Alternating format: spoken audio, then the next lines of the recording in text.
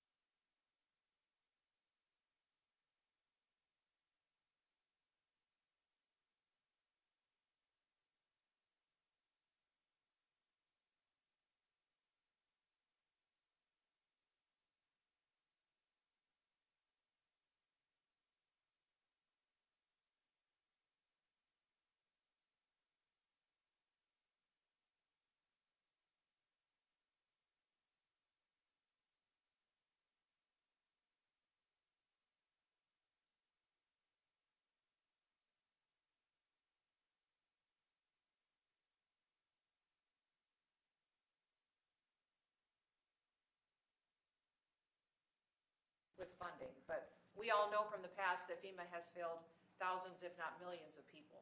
And President Trump does not want to see that continue into the future. So this agency fundamentally needs to go away as it exists, and we need to have a response to states that supports them when terrible things come and when the worst day of their lives happens, to where the financial resources are there, but they have decision-making power right there in the state to respond. So the next several months, we expect it to be high activity, and the federal government is here to support the people of the United States with President Trump's leadership. While he's doing that, he's also going to make sure that they're better set up for the future so that they have the ability to really take care of their families when a crisis or a terrible storm does hit. We've got many governors that just recently had terrible, tragic losses from tornadoes, from other events that went through their states, and FEMA was extremely responsive, and they've all been very happy. I think, Mr. President, you even spoke to one of those governors this morning, who is very happy, and the Missouri governor as well, who is very happy.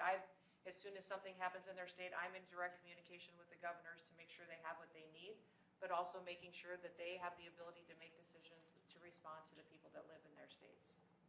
Thank you very much. Great job, everybody. So we want to wean off of FEMA, and we want to bring it down to the state level. A little bit like education, we're moving it back to the states so the governors can handle it. That's why they're governors now. If they can't handle it, they shouldn't be governor. But these governors can handle it, and they'll work in conjunction with other governors. They'll give each other a hand. But the FEMA thing has not been a very successful experiment. Very, very expensive, and it doesn't get the job done. You saw what happened in North Carolina under the past administration.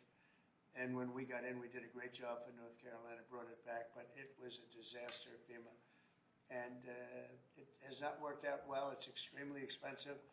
And again, when you have a tornado or a hurricane or you have a problem of any kind in a state, that's what you have governors for. They're supposed to fix those problems.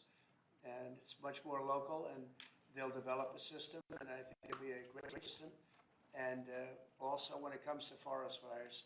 So for years I've been meeting with heads of other countries, and they are forest countries. They call themselves forest, Austria and others.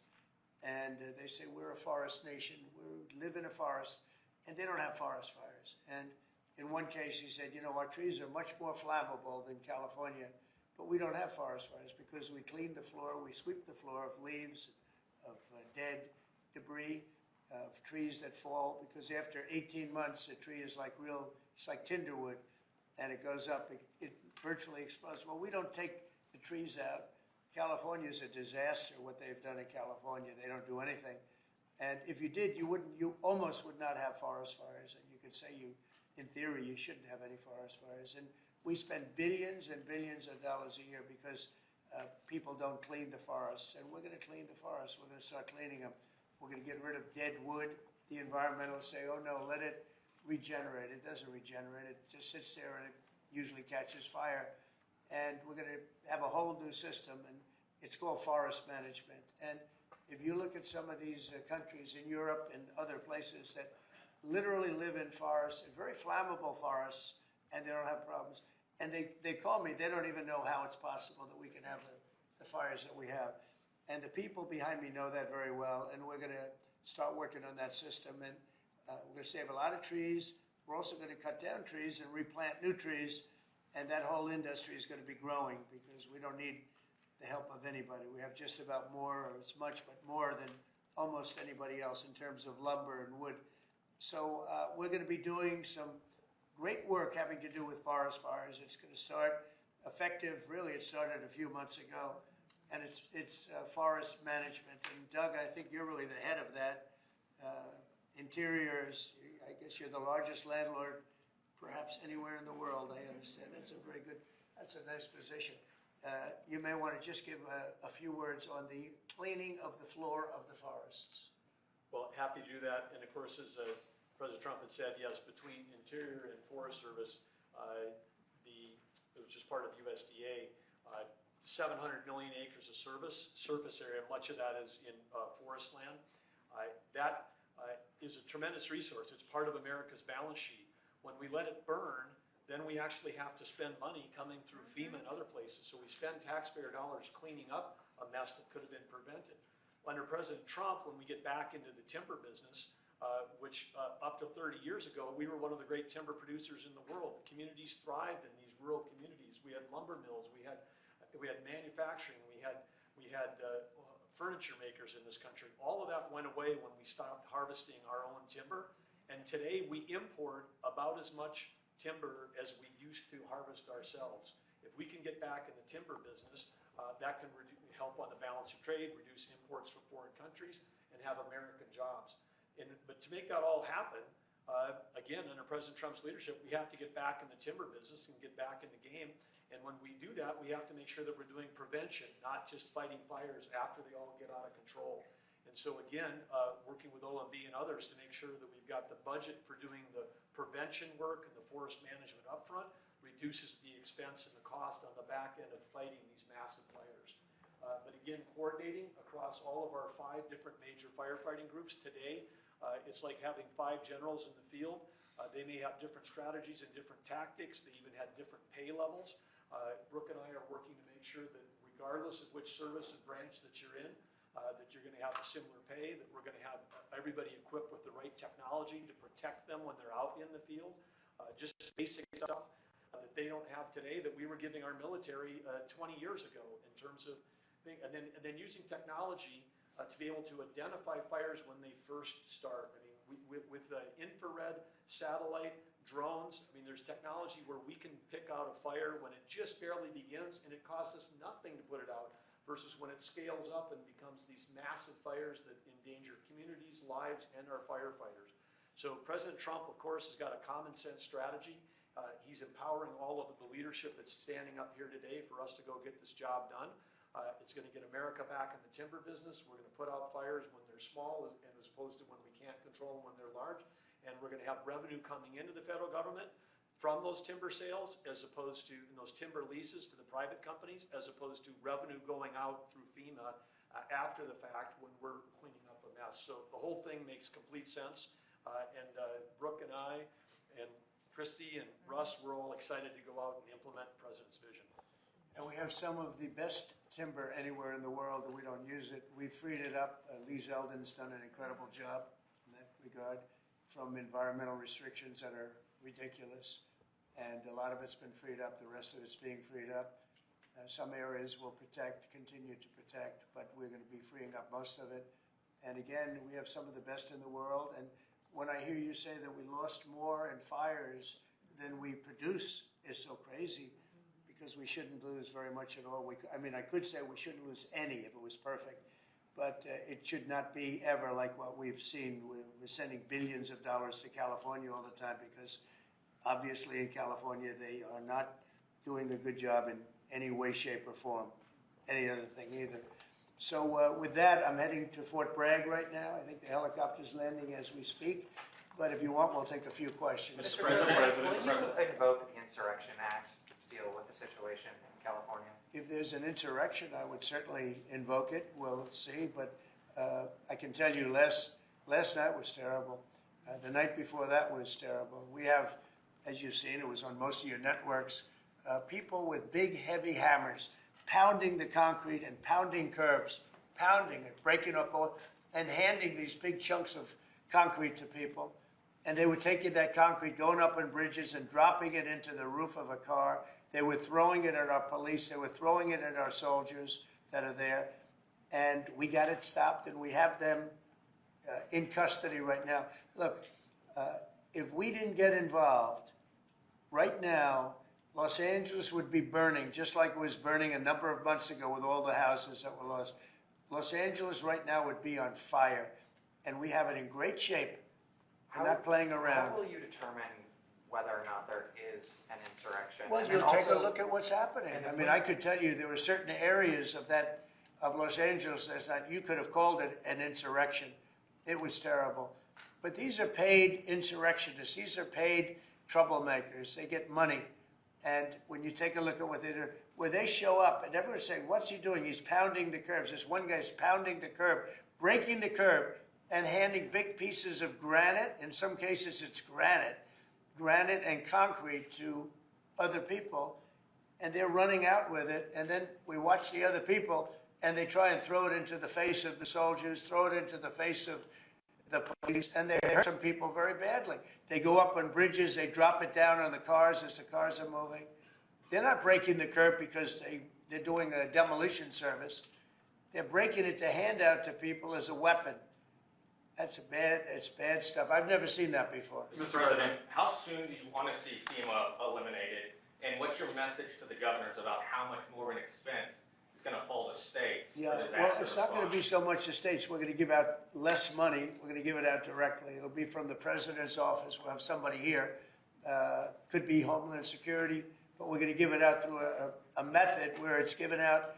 As an example, I just gave out $71 million to a certain state. They were looking to do about 120.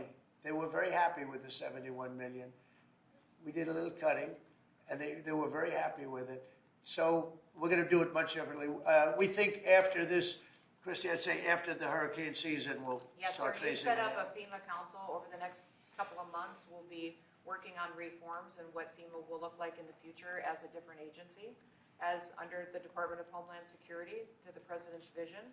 And it will empower governors to go out and respond to emergency situations. And that what the President does best is to make sure that the taxpayers are only fulfilling the need to which is appropriate, and that people are responsible to respond to their own people closest to home. So If it's a certain state, as an example, gets hit by a hurricane or tornado, that's what a governor should be able to handle it. And frankly, if they can handle it, the aftermath, then maybe they shouldn't be governor. And Mr. President, when is the last time you spoke with Governor Newsom?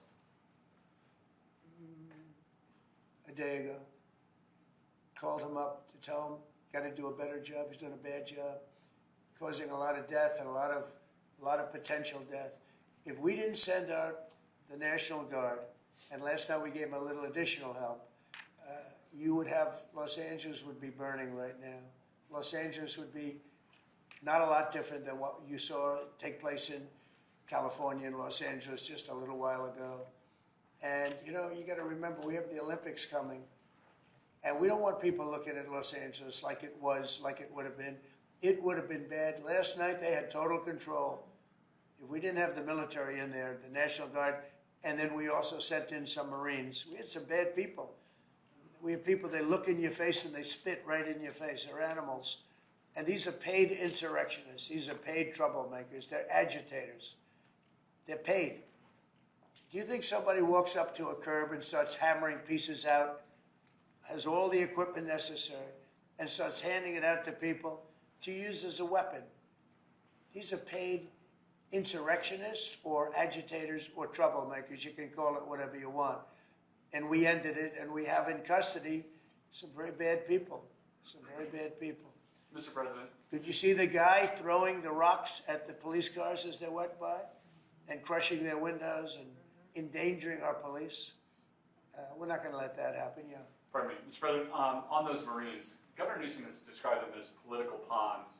I'm curious for your reaction to that and what you see as the Marines' role and what are their rules of engagement? All I want is safety. I just want a safe area. We have, Los Angeles was under siege until we got there. The police were unable to handle it. You could speak to the chief. He said it on television 3 nights ago. He said, this is more than we can handle. They said that. And the LA police, I know a lot of the police in LA, they're great people, but they're given instructions not to do this, not to do that. But in this case, they were trying their best. They were not able to handle it. It was out of control. When we got there, and you have to remember, I'd been here before, and I went right by every rule, and I waited for governors to say, send in the National Guard. They wouldn't do it. They wouldn't do it, and they just wouldn't do it. It kept going on and on, got worse and worse. And in Minneapolis, that city was burning down 7 days, and I said, I don't care. The governor, who's a governor that just happened to be running for vice president, a total, you talk about an incompetent governor, he's an incompetent person. That he was picked, well, I was actually very happy he was picked for other reasons. But this guy wouldn't call the National Guard. And we ultimately just sent in the National Guard. We stopped it. But that was after 7 days. And I said to myself, if that stuff happens again, we've got to make faster decisions because they don't want to do it. The radical left It's usually radical left, and it's usually governors that are Democrat, and they don't want to call them in. They don't want to save lives. They don't want to save property. They don't want to call them in. I don't know what it is. We sent them in, not early, we sent them in late as far as I'm concerned. But big problems, as you know, 3 nights ago, big problems were ensuing. If we didn't send in the National Guard quickly, right now, Los Angeles would be burning to the ground. The Marines is, a lot of people think, an escalatory step, though. These are guys who fight wars. Are you at all concerned that things could get out of hand with Marines? When I see people American City? throwing concrete into cars, when I see people, the kind of people that I saw on your network doing danger to the police and to the military and to the National Guard, no, it's okay. You know, you start running out of people when you have 2,000 people from a National Guard standpoint. We have a very big military, but the National Guard, they needed a little extra help, and we sent them a little, and we did a great job last night. We had, well, you got a lot of cars go up in smoke and flame, and a lot of bad scenes, but it was pretty minor by comparison. This morning it's very calm. We'll see what happens later. But they know if they go there, they're not going to get anywhere because we have the National Guard there. We backed it up with a number of Marines, yeah. Mr. President, do you agree with Governor Abbott soon signing legislation to mandate the 10 Commandments in school classrooms? Having to do with what? Governor Abbott is soon going to sign legislation to mandate displays of the 10 Commandments in school classrooms. Do you support him? I have to take a look at it. I'm going to have to look at it. Will the National Guard be in California indefinitely? How long will they be there until you think? Until there's no danger. It's easy. Look, it's common sense. You ask me that question. When there's no danger, they'll leave. You would have had a horrible situation had I not sent them in. Horrible. You'd be reporting on a lot of death and a lot of destruction that's not going to take place. I think if you look, every night it got less and less. They were met with very strong force, the bad people, the bad, sick people that do what they do. But these are paid people in many cases, not in all cases, but in many cases. And they really are, they're agitators. I was wondering if you had any response to Mexican President Sheinbaum, who condemned the violence there. Have you been in touch with her at all? Said what? I was wondering if you had any response to what Mexican President Claudine Sheinbaum said in response. What'd she say? She condemned the violence in LA. Oh, I do too. Yeah. Have you been in touch with her at all? Well, you think I don't condemn it? I condemn the violence in LA, ladies and gentlemen, but I also stopped the violence in LA. And by doing what I did, I stopped the violence in LA. And that would have been, I think, maybe I'd ask Christie to speak to that. That would have been an unbelievable tragedy. We would be talking, I don't know that would even be here right now. It would have been so bad. I'd probably maybe be out there. I don't know, but Christie, could you speak to that? Absolutely. So in 2020, I was a governor of a neighboring state to Tim Walz and watched him let his city burn. And the president and I have talked about this in the past, and he was not going to let that happen to another city and to another community where a bad governor made a bad decision. So Claudia Sheinbaum came out and encouraged more protests in LA, and I condemn her for that. She should not be encouraging violent protests that are going on. If people are allowed to peacefully protest, but the violence that we're seeing is not acceptable, and it's not going to happen in America. This president is standing up for the average American who wants to walk their child to school every day safely, run their small business, and provide for their families. That's the action that he's taking. He has every authority under the Constitution to send these National Guard under Title X into these communities and make sure that operations go smoothly, that law enforcement officers are protected, that they can continue to do their work without fear of being injured or killed or disrespected, and that they can go home to their families at night. So I'm incredibly proud of the president for activating the National Guard and for sending in these Marines, because these Marines are specifically trained to meet the need that we have on the ground in LA right now. And Governor Newsom has done a disservice to the state of California for many years. The people there should never elect him into a leadership position ever again. He The clearly governor's a cannot. nice guy, but he's grossly incompetent. Terrible When it guy. comes to his railroad that he's building, where it's like 30 times over budget, nobody's ever seen anything like it. Now it doesn't even go to San Francisco and LA. It's way short of it. After years of work and overruns like nobody's, those contractors are some of the wealthiest people in the world, I guarantee you that.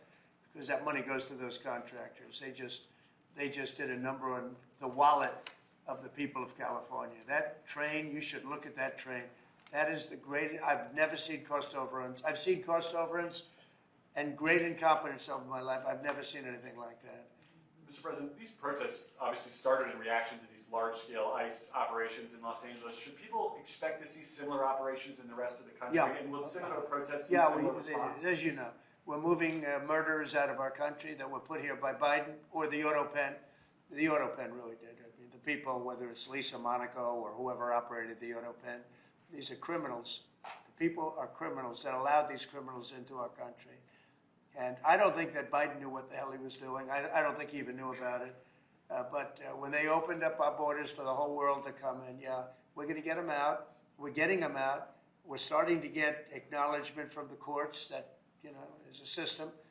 They come in without courts and they go out, they want trials and everything else. I think that's starting to work out now. Judges are starting to see what a terrible situation it is. Many of those people that you saw on television last night are criminals that were allowed into our country by Biden. And they want to stay, and we don't want them. And they come from jails, and they come from mental institutions, and they come from all over the world, not just South America. And we're not going to let them stay. And this is the first, perhaps, of many, or perhaps, you know, if we didn't attack this one very strongly, you'd have them all over the country. But I can inform the rest of the country that when they do it, if they do it, they're going to be met with equal or greater force than we met right here. We did a great job. The people, you, Christy, and Tom Holman, and all of the people, Pete Hegseth, all of the people involved did an amazing job. We stopped a disaster. And it looks like a planned disaster, not just, this didn't just happen. They had weapons, they had tools, they had everything you needed. I mean, they were throwing iced water in bottles, in glass bottles, at officers and at soldiers. These are, you could not use the word insurrection, but you could also use the word, these are very dangerous people, they're bad people. They were met with heavy force and they folded. And they may be there a little bit tonight, they may be there a little bit, but it seems to be getting less and less because they're going there and they're met with a very heavy force. And if they weren't, you would have that city right now would be on fire. It would be burning down. The rest of it, what's left over. Because the other fire was started because they wouldn't allow water into LA. They wouldn't allow water into California because they had it all shifted out to the Pacific Ocean. And I turned it around. And I told them to do it in my first term, and they didn't do it. We had COVID, and they didn't do it. And I told them to do it. We did it in the second. Now we have billions of gallons of water flowing down. But Newsom should have done this. He's an incompetent man and an incompetent governor. Okay, any other questions? Mr. President, any message to adversaries as the Army kicks off 250-year birthday celebration? I just think it's amazing. We're going to have a fantastic June 14th parade, Flag Day. It's going to be an amazing day. We have tanks, we have planes, we have all sorts of things. And I think it's going to be great. We're going to celebrate our country for a change. You know, recently, as you know, with World War II, the victory of World War II, I called up France and they were celebrating the victory. Well, we helped them a lot, as you know. I don't have to get into that. But I called up other countries. They were all celebrating the victory. We're the only country that didn't celebrate the victory. And we're the one that won the war. Okay, if it wasn't for us, that war, you would be speaking German right now, okay? We won the war, and you might be speaking Japanese too. I mean, you might be speaking a combination of both. We won the war, and we're the only country that didn't celebrate it. And we're going to be celebrating big on Saturday. We're going to have a lot of, and if there's any protester that wants to come out, they will be met with very big force. By the way, for those people that want to protest, they're going to be met with very big force. And I haven't even heard about a protest, but, you know, this is people that hate our country, but they will be met with very heavy force. Thank you very much, everybody. Thank you, press. Thank you. Thank you, press. Let's move out. Thank you, guys. Thank you. Thank you.